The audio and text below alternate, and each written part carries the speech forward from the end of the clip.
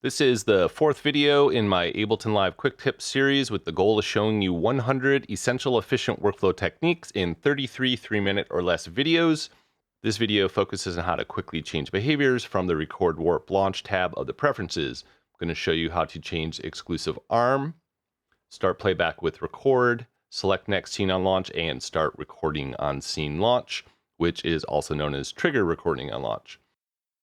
This is Brian Jackson, Ableton certified trainer from Brooklyn, New York, and author of the Music Producer's Survival Guide. I offer private lessons, coaching, consulting, and mastering services. Check the description for more info. So let's start with the first one. Let's say I wanted to record onto 2 tracks at the same time. Normally you have to hold Command to do multiple records. No problem. Just make sure that you turn off arm exclusive, and now you can arm as many tracks as you want. And now you hold Command if you want to do them separately. So let's go ahead and turn that back on. Now, the next one here would be, let's say I wanted to do some resampling and I wanted to launch a scene and have it record right into here. No problem. I'll right click on a scene and I will choose trigger recording on launch. And now when I do this, it will start recording into this slot for me.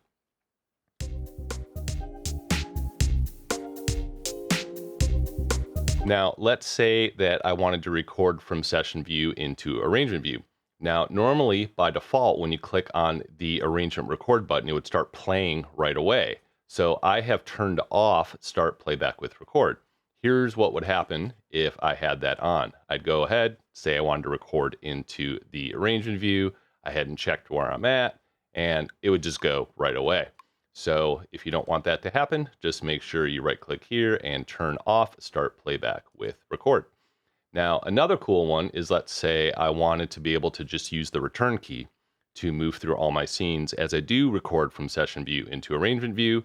No problem. This is where you would want to make sure you have select next scene on launch selected. If I turn that on, now by clicking on this first scene, when I hit return, it launches the first scene and it moves right to the second scene.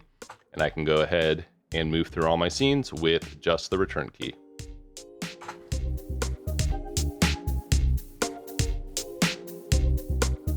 And there you go. Those are some quick ways to quickly change preferences in Live without ever opening up the preferences.